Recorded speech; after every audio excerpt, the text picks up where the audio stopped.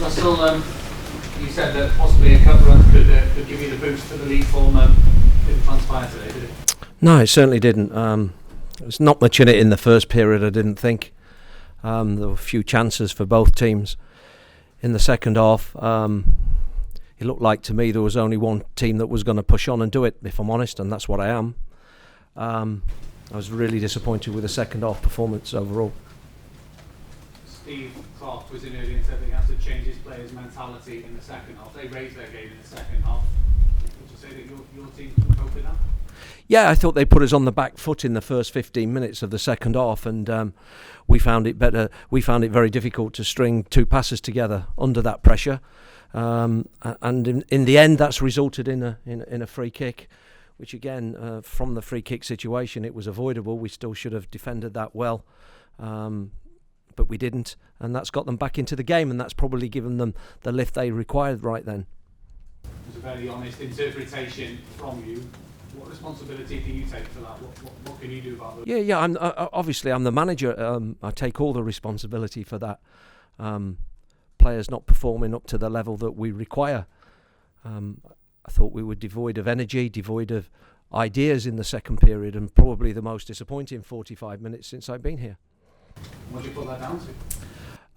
I don't know. I mean, we've had an honest and frank conversation again after the game, and I think it's very often not just one thing, but an accumulation of small things. Certainly, defensive-wise, we're not affecting the ball. We've done nothing or not enough to affect that cross that's come into the box, for example, for the second goal. And do you know how many strikers were in there? Reading strikers? One. And including my goalkeeper, there were 6 Cardiff City players in our own box, and we've not dealt with that. There's obviously expectation, they want to see an improvement. Some of the fans were leaving as soon as that second goal went in. They feel that they're not seeing that. Are you seeing an improvement from the players? No, listen, I'd have probably walked out myself if I was in the crowd in the second period. It was dire from our point of view. But I think you have to be philosophical as well, in that there will be ups and downs. In terms of trying to make that progress, but today is a bad day for us, and it looks as like we've taken a step in the wrong direction, and I see that, and I accept that. It's important for us now as a group to unite and to be strong, face the criticism, and deal with it, and respond. The only way you can show it is by responding. Our next opportunity is probably the toughest game in the calendar when we entertain a Derby next week. So that's when we got a response, because that's our next opportunity. Before the game, reports that John Brayford has signed for Sheffield United. He's gone. Will there be any more coming in? Yeah. We're very close to securing Lee Peltier. We're very close to securing midfield player. We would hope that bit of business will be done early next week. You started with Kenwyn and Alex together up front. Was that a bit of a gamble, or how did you see that? I didn't see it as a gamble, Steve, other than to have a look at it. Two physical characters together. We know very strong in the air. Whether there could be a partnership, obviously sometimes you feel that maybe a little quick one and a big one is a better partnership, but Revell does an awful lot of running, and it didn't. In all fairness, I thought they were okay in the first period. Not particularly special, but I thought they were okay. And I mean, just a word about Kenwyn himself. The side's not playing well, but he's still picking up the goals, isn't he? A vital part of the side right now.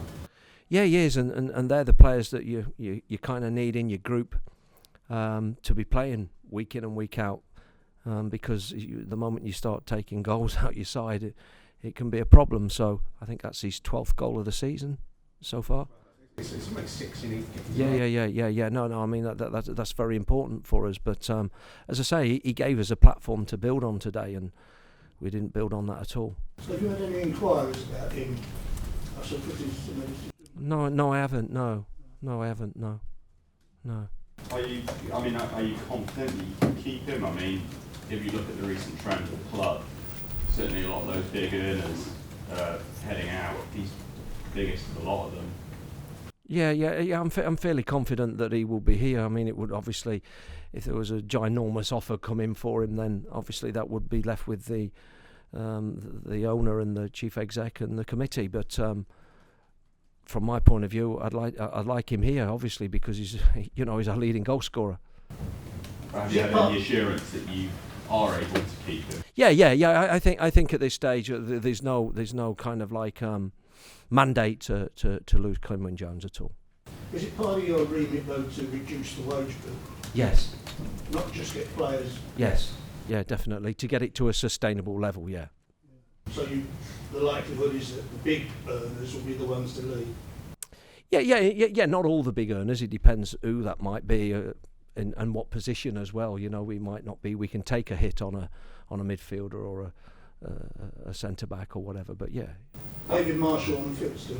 Yes. Yeah, he's had a minor. I can tell you he's had a minor operation, and we're hopeful that it's gone well, and that he'll be back in the next 2 to 3 weeks.